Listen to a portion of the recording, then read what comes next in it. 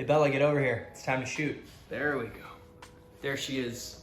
I've said it before, but B2B Tech Sales is one of the fastest career paths to making 100K, and you tap into that earning potential by hitting your numbers and making commission. And the way you do that, and the way you become a high performer, is by being a continual learner and always looking for ways to sharpen your saw and up your game. Top performers ask themselves, how can I improve my mindset and my skill set? And they're always looking to mentors and different books and other sources to learn and expand their thinking and approach. If you're a BDR or account executive or account manager and you're looking to take your game to the next level, today's video is for you because we're gonna talk about 3 of the top sales books that you can read as a beginner, intermediate, or even a seasoned sales professional to improve your performance. These 3 books are gonna give you a template to be more successful in sales. They're gonna help shape your thinking and your mindset and your skill set. They're gonna give you an approach to your territory and the way you interact with customers, the way you close deals, and they're ultimately gonna help you tap into commissions and make more money. These books have been foundational to my success in sales, and they've really shaped my thinking. In fact, 2 of these 3 books are the basis for the sales methodology at Oracle and Google. And I know you're busy, so I'm gonna distill some of the key concepts from these 3 books to save you some time so you can apply them today and start getting better results in sales. However, I did attach links in the description of this video if you want to buy these books yourself off Amazon. I'm sure you'll discover your own jewels and nuggets that are most impactful to you. I will say these are affiliate links and they do support the channel, but hopefully they support your goals as well, so it's a win-win. And this channel's mission is to help more people experience mental, emotional, and financial freedom. And I really believe that these books will help you to that end by helping you be more successful in making money in sales and developing yourself mentally and emotionally on the way there. Because as I say time and time again, sales and personal growth go together like peanut butter and jelly. And speaking of peanut butter and jelly, make sure to stop by the channel every week for sales, mental health, and personal growth hacks that you can chew on like snacks. And of course, if you enjoy this video and find it entertaining and informative, give that like button a love tap. Without further ado, let's dive into these 3 top sales books to help you crush your quota in 2022. Yes, I'm a poet, and you know what? I know it. Bella, are you ready to crush quota? Yes, you are. So let's dive into the first sales book, which is considered by HubSpot as the most influential and important sales book right now, The Challenger Sale. The Challenger Sale is the foundation for the Google Cloud sales methodology and the methodologies of many other top tech firms today. And one of the reasons the book is so popular and helpful is because it's based on one of the largest studies ever done in the sales space. There's a certain degree of empiricism to it. The study found that there are 5 key archetypes or sales personas that all B2B sales reps fall into.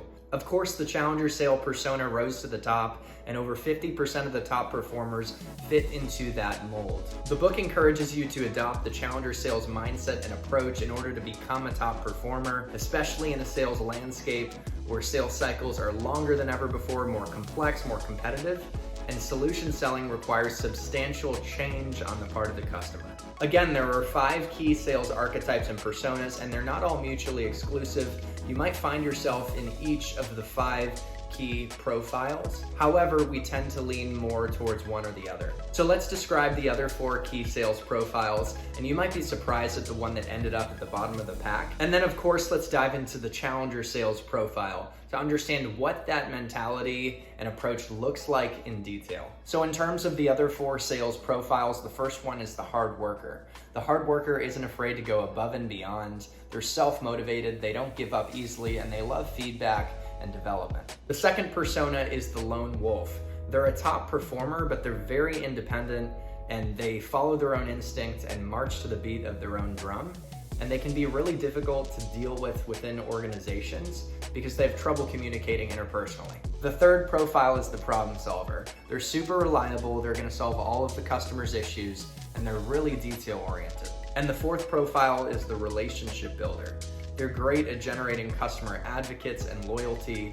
They can become friends with anyone, they're super likable, and they're really generous with giving their time away. But this is the one that'll surprise you, because although most sales programs encourage you to be a relationship seller, they fall at the bottom of the pack, according to the Challenger Sales study. Only 7% of the top performers fit within the relationship seller mold. I tend to be a relationship seller myself, and maybe part of the problem is that relationship sellers have trouble having the difficult conversations and talking about money and creating tension to move things forward. And that's a perfect segue to talk about the top performing profile based on the study, the challenger sale profile. The challenger seller sees the world differently. They know the customer's problems and their business very intimately, in fact, better than the customer does. Challenger sellers can get a customer thinking differently about their business, thinking differently about the problem in front of them, and they can challenge them with a relevant, tailored message to get them moving forward towards a better solution that, again, they might not have considered in the first place. Unlike the relationship seller, the challenger seller is willing to present a completely different perspective. They love to debate, they love to push the customer out of their comfort zone, and this is what drives deals forward most effectively in a competitive landscape.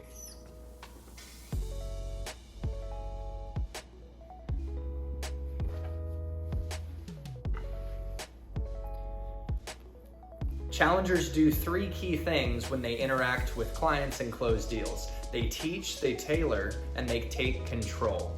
The challenger seller teaches a client something new about their business, their industry, and the problems that they're facing, and they reframe their perspective. They take the time to put in research to generate commercial insights, which are data-driven proof points that back up their argument or their key points that they're presenting to the customer. And they can only teach the customer like this and challenge their perspective by being highly knowledgeable, putting in the effort to research, and having a high degree of empathy of the customer's industry and scenario and the customer themselves. And that brings me to the second aspect of the challenger approach, which is tailoring. They understand the individual they're talking to and how they fit into the business, their KPIs, key performance indicators. They understand their hot buttons and challenges, and they can tailor a very relevant pitch that's irresistible based on those things. Again, this requires a high degree of empathy and putting in the time to put themselves in the customer's shoes. And finally, the challenger seller takes control of the conversation. They tell the customer, this is how it's going to go based on what we've seen with other clients. These are the next steps, this is the process, and they don't default to the buyer's process. They're not afraid to talk about money or next steps, and they create constructive tension, and they're comfortable with pauses to get the customer talking and moving things forward. The great news is that challenger sellers aren't born, they're made. So you can develop these skills proactively. You can learn to teach, tailor, and take control of the conversation, and you can learn the challenger sales choreography, which is the way that a challenger makes a pitch to a client. The challenger choreography gets a client thinking differently about their business and the problems in front of them. It creates emotional impact and it compels action. So let's dig into that real quick. The concept of teach, tailor, and take control definitely applies to the choreography. And overall, you can break the choreography into three core themes: insight, impact, and solution. The first part of the challenger choreography is the warmer. It's acknowledging a common problem that the customer probably realizes that they're facing.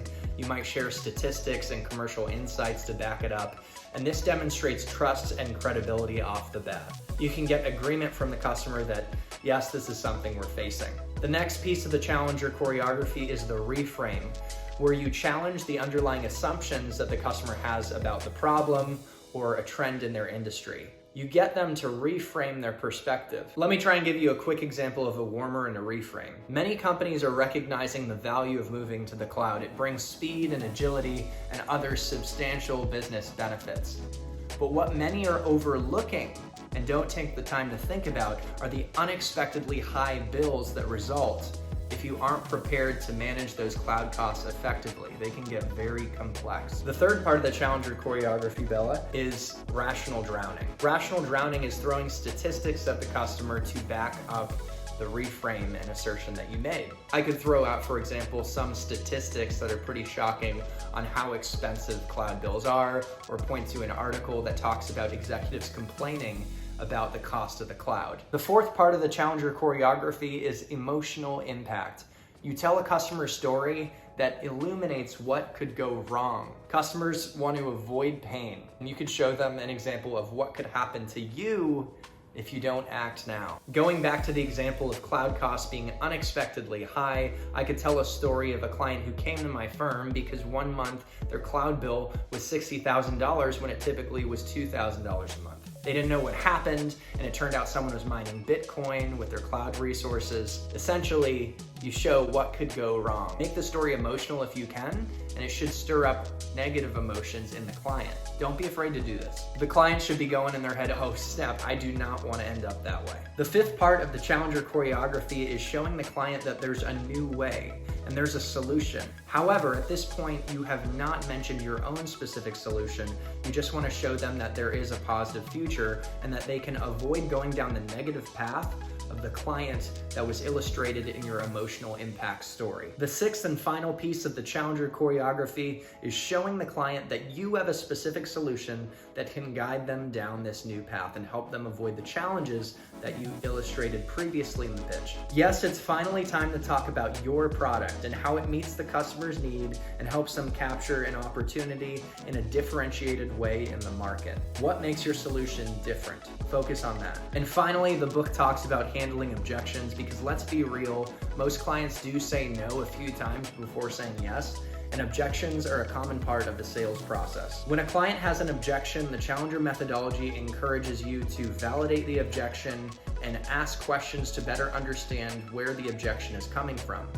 Is it a gap in understanding? Is it a belief that's inaccurate? Or is it a legitimate concern? Once you validate the customer's objection and you understand where it's coming from, then you can create a response that can compel them and move them forward. Perhaps you have a commercial insight or data to back up your response. That's ideal. But when you respond, sit in the silence and allow a space for constructive tension to work its magic and move things forward. So that's a 10,000-foot view of the Challenger sale. Hopefully you can apply these concepts like teaching, tailoring, and taking control, and the Challenger choreography and how to handle objections, and apply them today to be more successful in your sales cycles. And if you want to dig deeper into the book, again, check out the link in my description and you can buy it on Amazon. And guys, if you're enjoying this video and getting value out of the content, make sure to give that like button a love tap. Cheers to continuity errors. It's nighttime. I started filming this during the day, but it's a lot of material to cover. It's 3 books, but it's well worth it because these are great books. And this next book is so near and dear to my heart. It's You Can't Teach a Kid to Ride a Bike at a Seminar. The book outlines the Sandler sales methodology, which is rooted in transactional analysis, which is a branch of psychology. It's all about customer centricity and being consultative instead of being pushy. And this book and this methodology is near and dear to my heart because it's the basis for the sales approach at Oracle, where I cut my teeth in sales just out of college. Oracle trained me up really well and put me in a position to go work for Google. The reality is that top firms like Google and other top tech companies recruit from Oracle because they know Oracle has an elite sales force and elite training programs. So it says something that the basis for those elite programs is the Sandler sales methodology. One thing that stands out about the book and the methodology is how it speaks to the power of beliefs and how our beliefs about ourselves, the market, our company, and the products we're selling determine our results. If we see ourselves as a 5 out of 10 and we perform one day at a 10 out of 10 level, even though we perform so well, because we see ourselves as a 5 out of 10, the next day our results will probably suffer and return to that baseline. It'll return to the level at which we perceive our value to be. Now, on the other hand, if you see yourself as a 10 out of 10 and you perform at a 5 out of 10 level, the next day your results are gonna bump back up to 10 out of 10 or near that, because the results will align with the way you perceive and value yourself. Our beliefs about ourselves determine our results and outcomes, not just in sales, but in life. So this is a really helpful concept to understand and embrace. And the great news is we can work on our beliefs on ourselves and work on our confidence. In the book, Sandler says that our value is intrinsically a 10 out of 10 since the day we were born, and that doesn't change. It has nothing to do with our performance or being rejected. Our results are totally separate from our value. When we get that we are a 10 out of 10, we can start operating at a higher level. And even after bad days, our results will rise back up to the way we perceive ourselves. Now, the meat and potatoes of the Sandler sales methodology has to do with the Sandler Sales Submarine. The submarine has 7 compartments that represent 7 steps to the Sandler sales process. The first 2 compartments have to do with relationship building. The next 3 compartments have to do with qualifying the deal. And the final 2 compartments have to do with closing the deal. So let's look at the first 2 components under relationship building. The first part of the Sandler submarine is bonding and rapport. Bonding and rapport isn't calling out that, oh my gosh, you have a mom, I have a mom too, or noticing a painting in the background on a Zoom meeting and commenting about the painting. That's not what builds connection and rapport. Sandler says the way you connect with a customer and build rapport is by mirroring and matching. And this is based in psychology. People tend to like people who are similar to them. So here's an example. You join a call with a customer and you ask how they're doing and they say, I'm doing pretty crappy. They're in a bad mood. Even if you're feeling really cheery, you don't want to act that way. You want to mirror and match and say, you know what, I got a case of the Mondays too. It's been a rough day. Believe it or not, that's going to go a long way in helping you bond with the customer. Or if you're dealing with someone who's really analytical and serious and you're super cheery, tone it down a little bit and mirror and match their tone and the way they are, and even be a little more analytical and deliver communication in the way they'd prefer to receive it. The second compartment of the Sandler submarine, which still is under the category of relationship building, is setting the upfront contract. An upfront contract is a way of getting agreement from the customer on the rules of engagement for the conversation and the structure of the conversation. For example, you're going to confirm how much time has been set aside and that the customer still has 30 minutes. You're going to lay out the purpose of the conversation and an agenda and get the customer's agreement that that is the right purpose and the agenda looks good. And you're going to talk about possible outcomes. One outcome, for example, is that there's not a fit and you give the customer the opportunity to say no. From a psychological perspective, no one wants to feel trapped in a conversation. They want to feel like they have the freedom to say no. And the other possible outcome to address up front is if there is a fit, and I like how Sandler uses the word fit, it just sounds really nice. But anyways, if there is a fit, you state your expectation that you would work with the customer to identify next steps, and that your fear is there is a fit, but you don't follow through on it. You make sure you re-clarify the customer's expectations up front so the conversation meets those expectations. And finally, you dive in and get it started. Next, we move from the upfront contract to the third compartment of the Sandler submarine, and this is where we start to qualify the deal. The third compartment is looking for a pain that your solution can solve. Without addressing a pain or a need that the customer has, there's no motivation to buy, because customers buy emotionally. And one of the greatest drivers is moving away from discomfort and pain. So Sandler has an incredible tool called the pain funnel to help uncover the customer's pain and qualify the deal. The pain funnel is a series of open-ended questions that get more and more specific and personal. If you do it right, you're gonna uncover an emotional, meaty pain that you can solve, and there's gonna be some level of emotional understanding between you and the customer. So let's go down the Sandler pain funnel real quick. So you're talking with the customer and you uncover a problem, something that's keeping them up at night. And then you ask, tell me more about the problem. Can you be a little more specific? Maybe give me an example. How long has that been a problem? Have you tried to do anything about it? How did that work out? What's this problem costing you? How do you feel about that? Have you given up trying to solve the problem? In taking the customer down this pain funnel, you're gonna uncover a juicy problem that you can help solve, and there's gonna be a cost tied to it and feelings tied to it as well, which is gonna give you the best chance to drive the deal forward. If there's no pain, then you're probably not gonna get any gain from a sales perspective because there's no true reason to buy. The fourth compartment of the Sandler sales submarine is uncovering if there's budget. You can ask the customer, have you allocated resources to solve this problem? If there's no budget, then you're not going to be able to move forward and the customer can't afford your solution. One of the biggest mistakes you can make in sales is not uncovering budget up front in the sales cycle, because you could end up wasting your time going far down the path and making a proposal when the customer never had enough budget to buy the solution in the first place. Nothing else matters if the customer doesn't have money to spend to afford your solution. The fifth compartment of the Sandler sales submarine has to do with decision making. How is the customer making a decision? Who's going to be involved in the decision? Is it one person, multiple people? Who's signing off on the contract? And what's the process to arrive at a decision?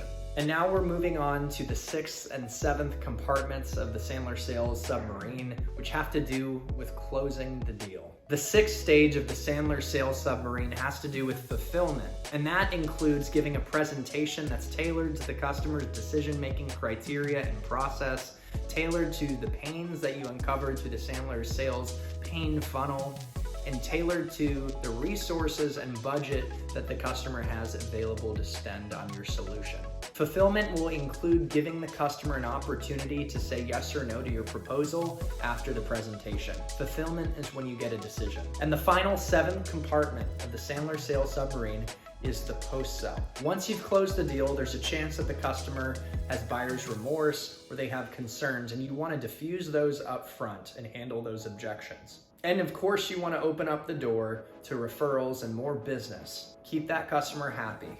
The final nugget I'll share with regards to the Sandler sales methodology has to do with a great tool to drive deals forward. It's called the negative reverse. It's basically using reverse psychology to move in a direction that feels like you're moving away from closing the deal to actually bring the customer closer to you and closer towards closing the deal.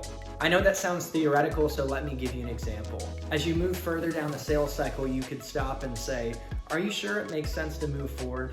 Are you sure you've thought this fully through? You could say, I'm not sure if there's a fit. You actually pull away from the customer. And in doing that, the customer will probably list all the reasons why they want to buy your solution. They'll come towards you. It's like a pendulum.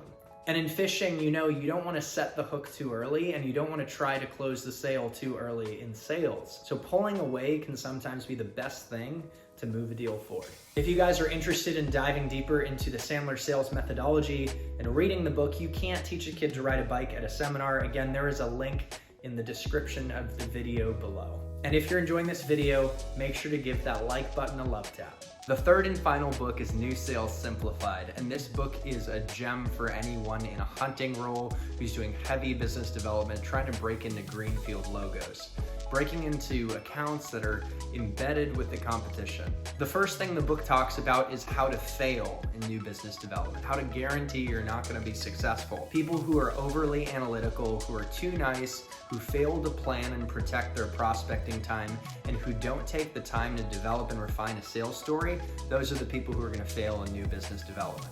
Then it goes on to talk about the importance of targeting the right customers.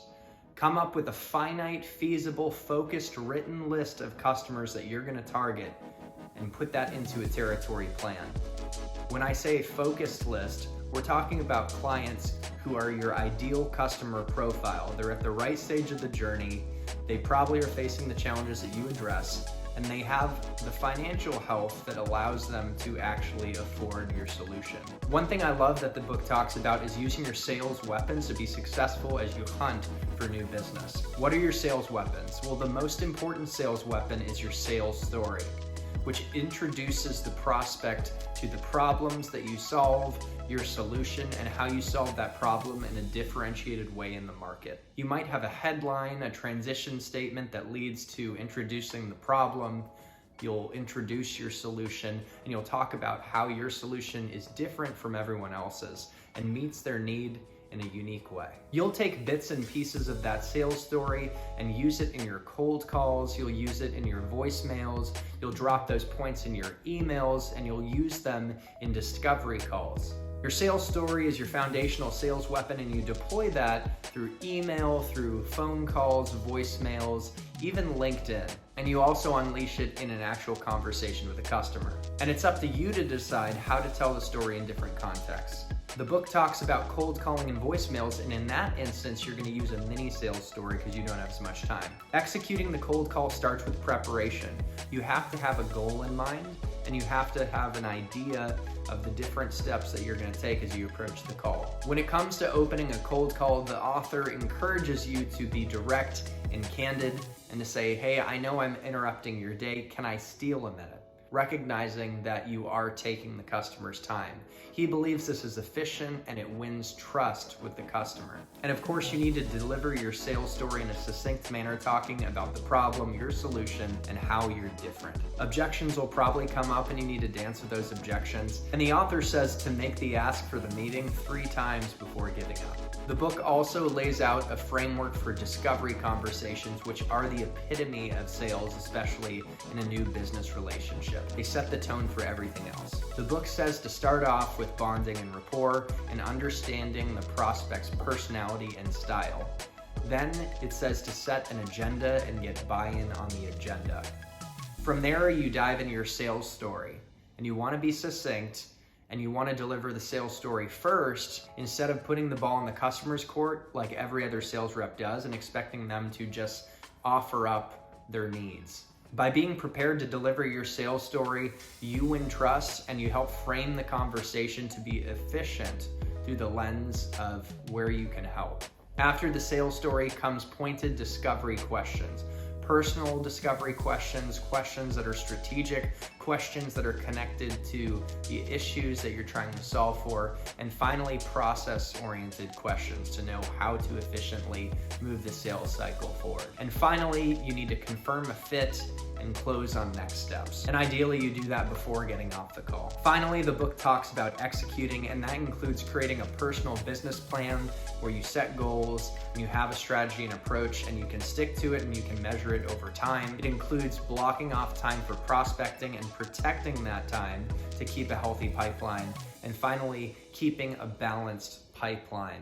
Again, New Sales Simplified might be the best book out there for hunting roles and new business development, so definitely check it out. And I put a link in the description if you want to buy it on Amazon and dig in yourself. Well guys, thanks so much for coming on the journey with me. We dove deep into different sales methodologies from 3 of the top sales books out there for B2B tech sales. I hope you got some great nuggets that you can start applying today to get better results in sales. And I'm wishing you guys all the best. You deserve it. Again, if you want to dive deeper into any of these books or all of them, I put links in the description for you to buy them on Amazon. These are affiliate links and they support the channel, but again, hopefully they support your goals and it's a win-win, and any support is greatly appreciated. If you found this video entertaining or informative, make sure to give the like button a love tap. The YouTube algorithm loves that too. And subscribe for weekly sales, mental health, and personal growth hacks that you can chew on like snacks. Happy selling and happy living.